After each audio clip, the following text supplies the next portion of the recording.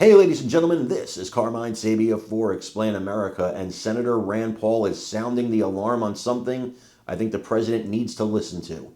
Before we get started, please make sure you like, comment, share, and subscribe. Those little things really help us out, and they help our channel continue to grow.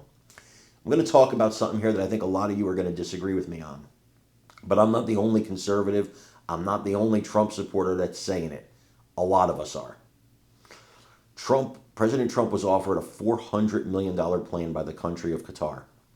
Now, this plane would be used for federal government purposes while Trump is in office, and then after his term would be transferred to the Trump Presidential Library, essentially making it a $400 million gift directly to President Trump.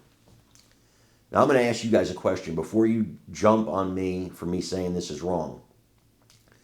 What would you say if former President Obama had a $400 million plane given to him by Qatar, a country that's known state sponsor of terror?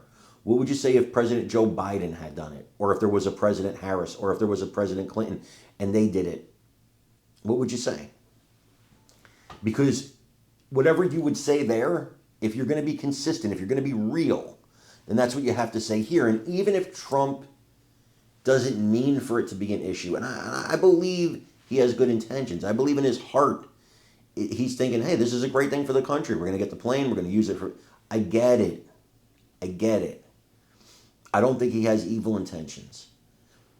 But this is the kind of thing that these jackals, these attorneys in the Democrat Party, it's what they're going to latch onto when he's not president anymore. It's what they will try to put him in prison for. It's what, if they win the House in 2026, it's what they will impeach him for.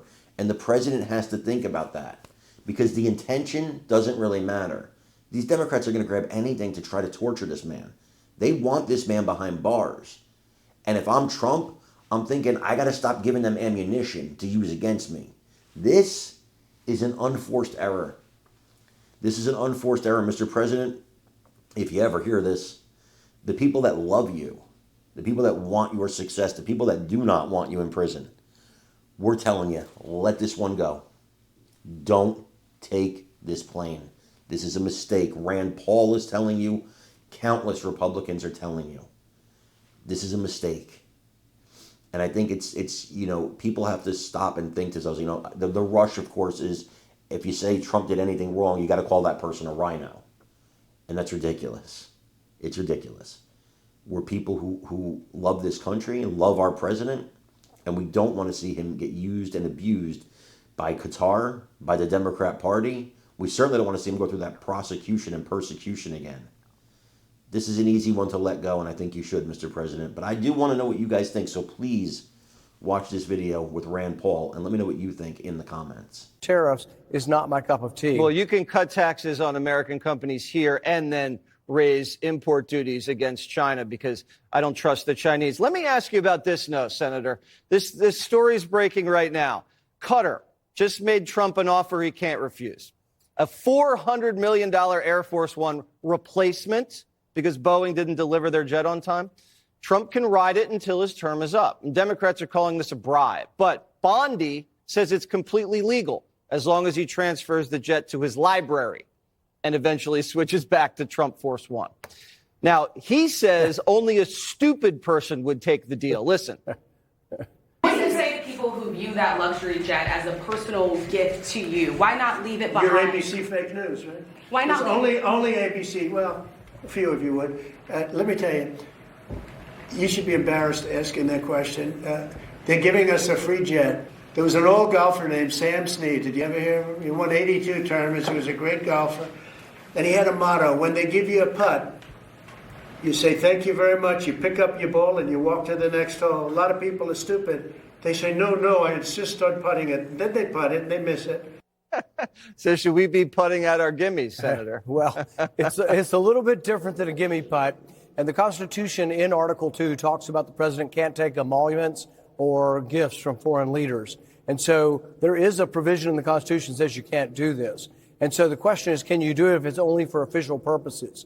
If it came to someone in Congress, they can vote and the Ethics Committee can look at it. With his, there will have to be some kind of adjudication. This has never been done, and it's not like a ride on the plane. We're talking about the entire $400 million plane. I think it's not worth the appearance of impropriety. Whether it's improper or not, I don't think it's worth it. The other problem with Qatar is, I've spent time trying not to sell weapons to Qatar because they have human rights violations of their people. Many of their people are prevented from participating in the government, and some of the minority religious folks in Qatar are treated poorly. And so I really haven't been a big fan, and I wonder if our ability to judge their human rights record would be clouded by the fact of this large gift. So I wouldn't take it. That's just me. I don't think it's a good idea. If Qatar does give it to him, and he says, hey, Rand, you want to hop on a jet down to Palm Beach? You'll say no?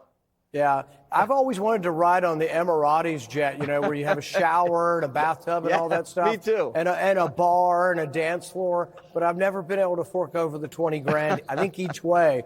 So I probably won't be riding on it. But no, I think it's a mistake. And it's just bringing up something he doesn't need. Look, the biggest success he has had so far is controlling the border. In a matter of weeks, he controlled the border. They should talk about the border every day, all day, and nothing but the border, and say, look what I've done.